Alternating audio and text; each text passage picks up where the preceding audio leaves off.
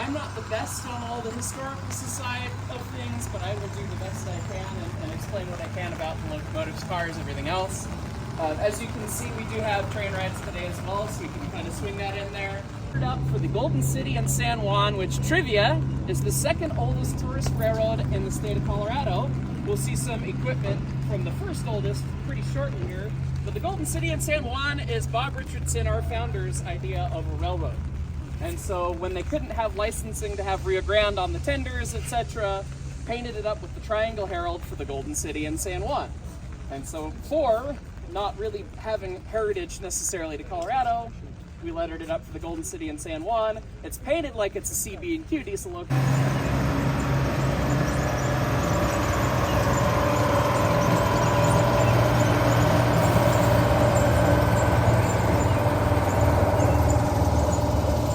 The three cars it's pulling are all non-historic for us.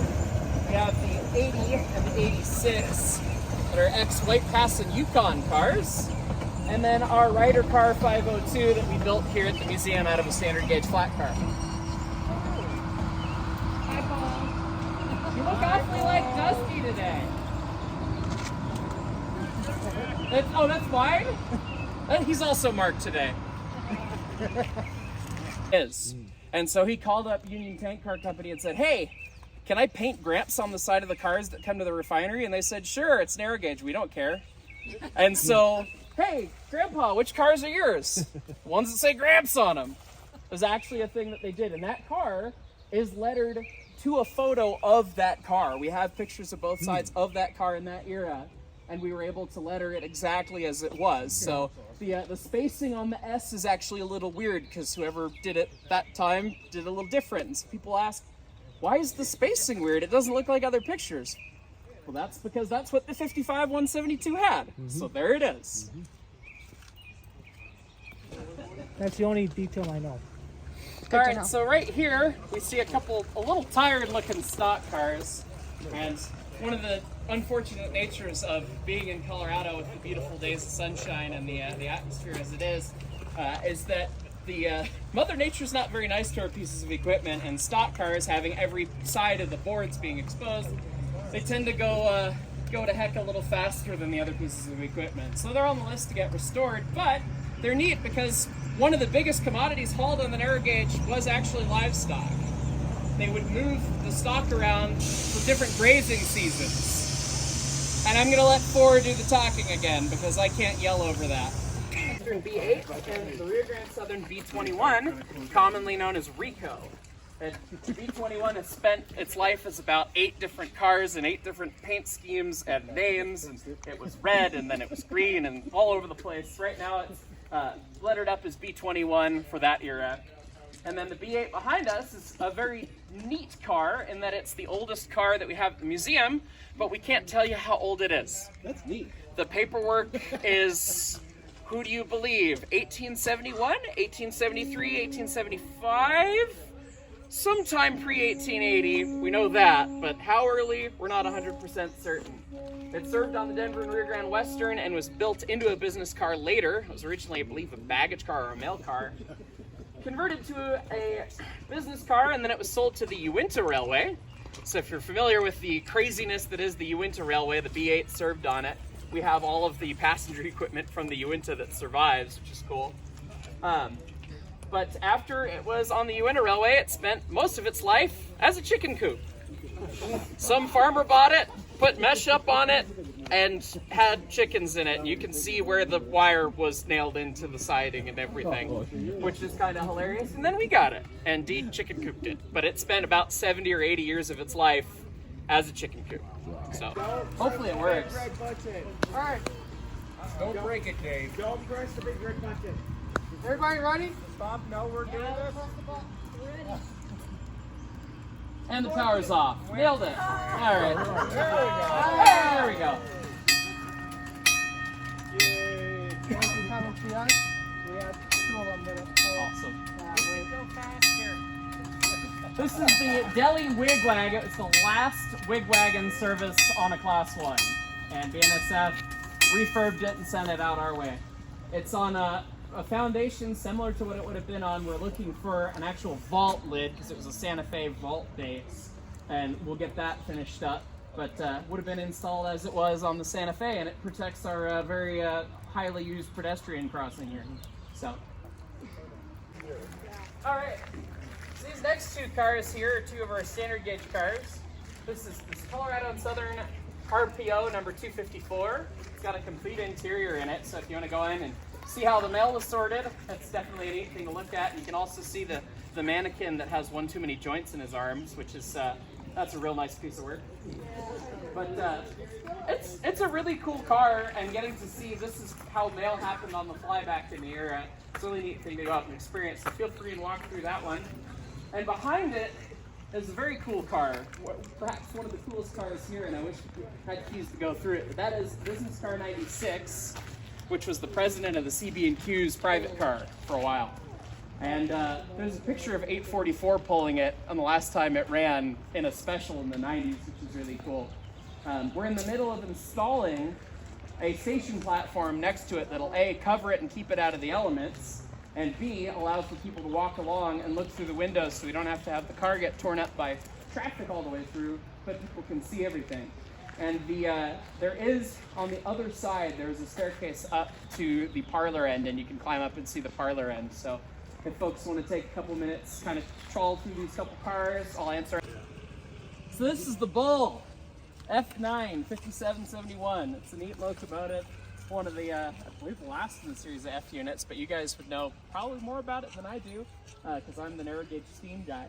But it's definitely a neat thing. The Grand only had 4 F9s, A's or B's total, and we have half of them, which is pretty cool. I think the other B unit might survive in Cheyenne, maybe, but the other A unit got cut up, and it was popular on the ski train, and right behind it is the combine from the ski train.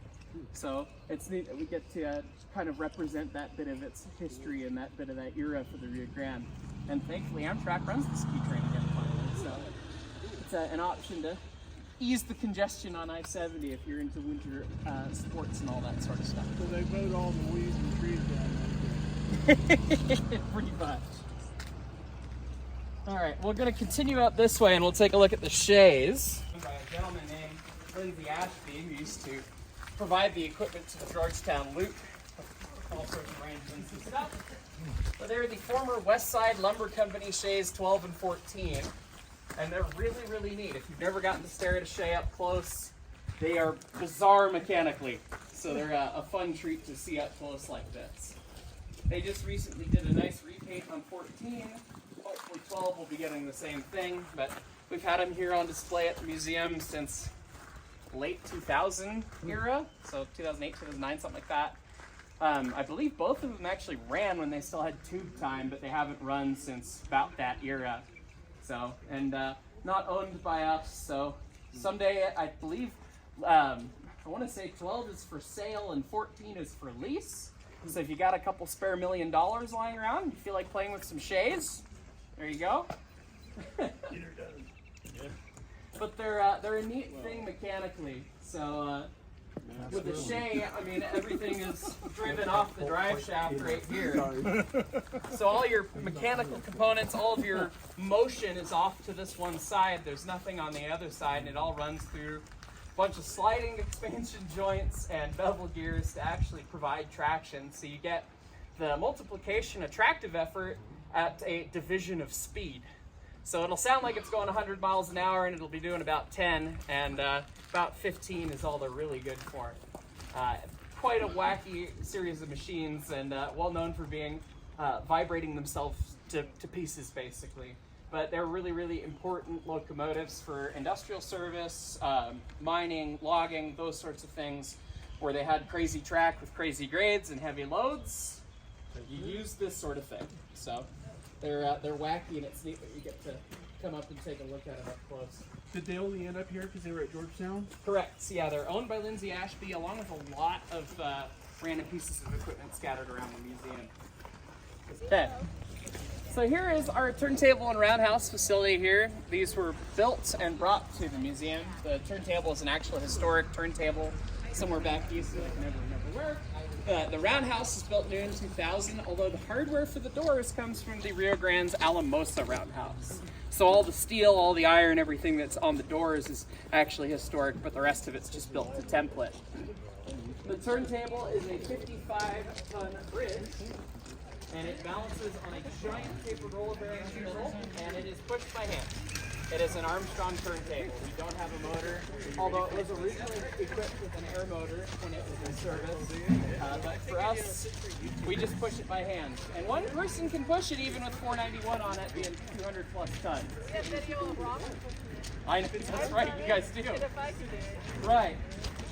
So we got all sorts of neat equipment sitting around the turntable. We'll start over this way and kind of swing around this way here. So every set of tracks is standard in area. Right, so 3-foot gauge in the middle and then standard gauge on the outside. Not all of them are dual gauge, but it's quad rail so that the turntable's always lined up. And then we have a draw to go to 3 rail when we go out towards the rest of the museum. Right over here is diesel number 50.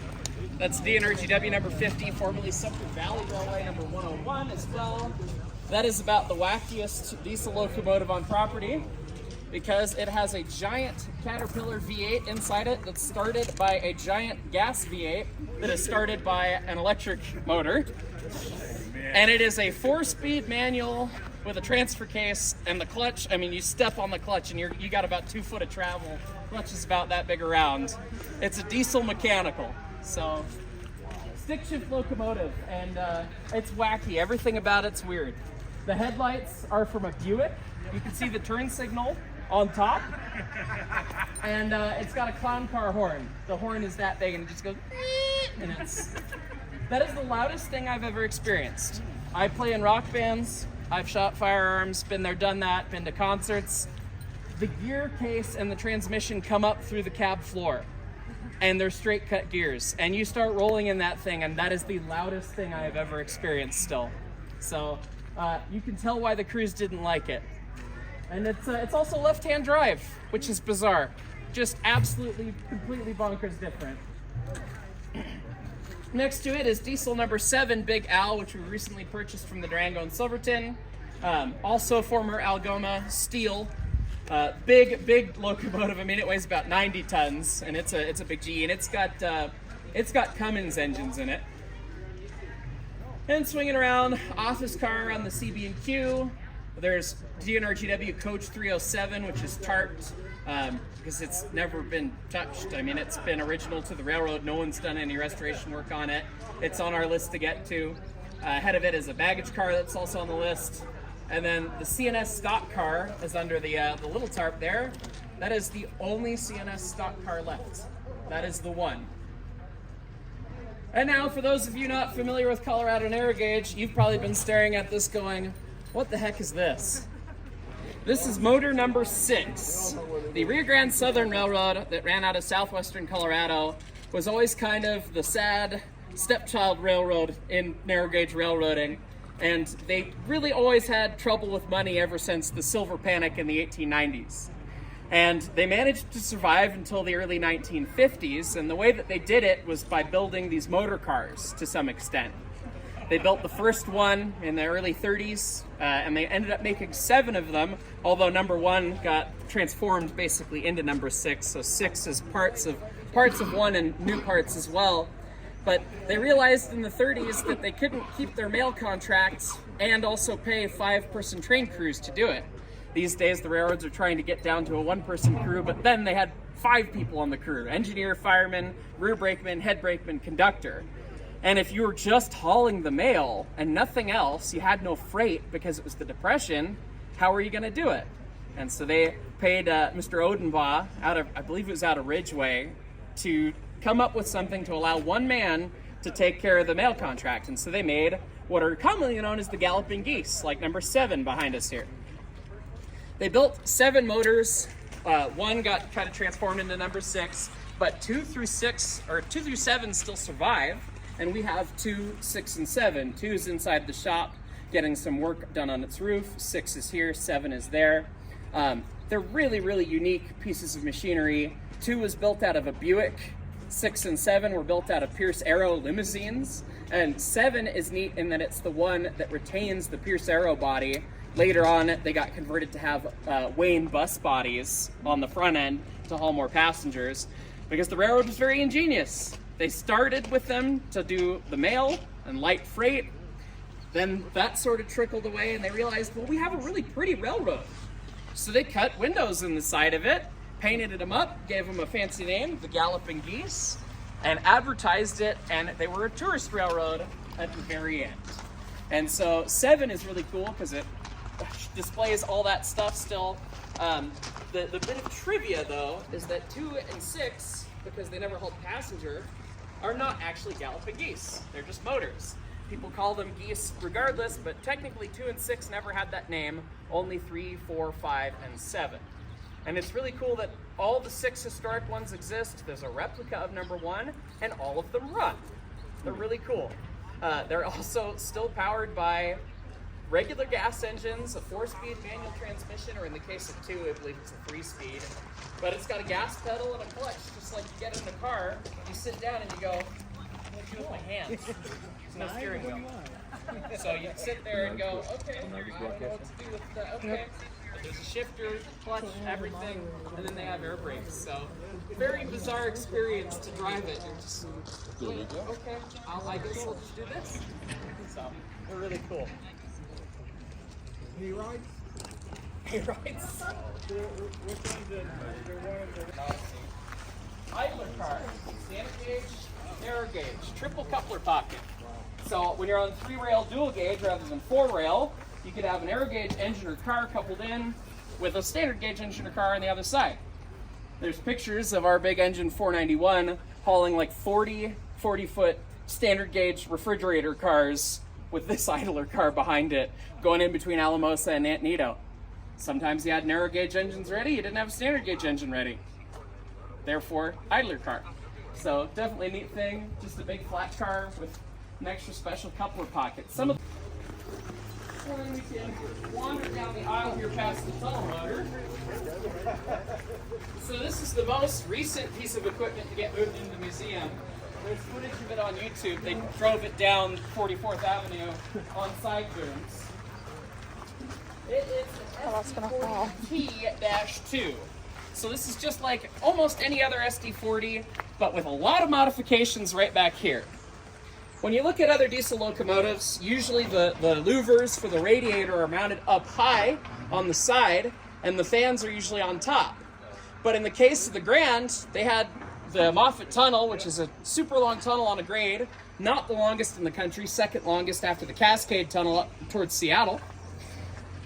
So they had problems with hot engine shutdowns because the oil would get really, really, really hot, less viscous, and that would trip the engine protection device.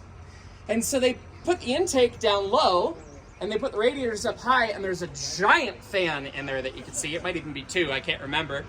And so you get cold air in rather than the hot air from the exhaust and the dynamic brakes and everything. And as well, they completely segregated the intake from everything else. Normally, the air compressor would be mounted down below and all that sort of stuff, but they made the car body extra long so that they could have it be totally separate to make sure the air was cold as possible. When you look at a normal SD40, it almost looks like it's got kind of like a gazebo of a platform on either end.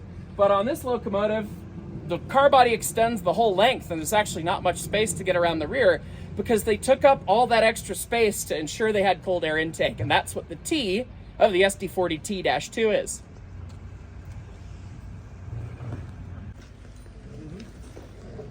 Wouldn't it just be easier to ask for forgiveness? Yeah. Probably. If I send a power assembly out the top of the block because something's messed up, though, that would be not a great look. Yeah. Some sheet metal and... It's fine. I guess it'd be in the same condition as 3011 then. So. Mythical, wonderful, amazing, different cool locomotives they had. They saved us this.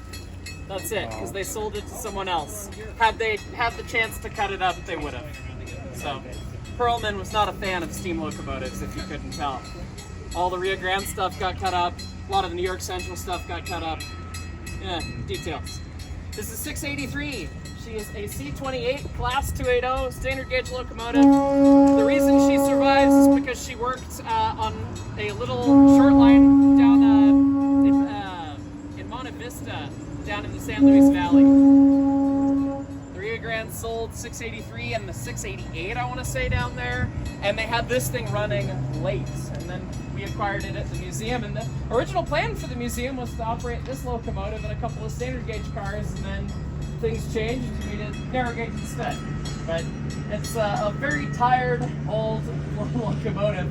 And I mean, C28 means it's a 280 with 28,000 pounds of tractive effort, which means that everything that the Durango and Silverton runs has more power than this. And that's all narrow gauge. So, nice little engine, but it's neat that one was saved, and here she is. 491. We call her Peaches. She's our big swimmer, big steam locomotive. Built 1928 K37 class by the Rio Grande in Denver at the Vernon shops.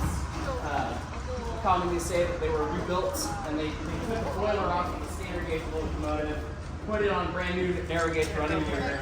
You look right up here on the casting, it actually said built by DNRG WRR, Stearns Rogers, Denver, Colorado, 4/4/1928. So if anyone's ever told you, oh, they just pushed the wheels in on a C41 and made it work, no, they built them brand new and reused an old boiler. So right here is Rio Grande Southern number 20. These are most recent restored steam locomotive. 460 built by Schenectady out in New York, 1899. And there's, I mean, we could talk about Connie for hours. She's kind of a miraculous story that she's still here. We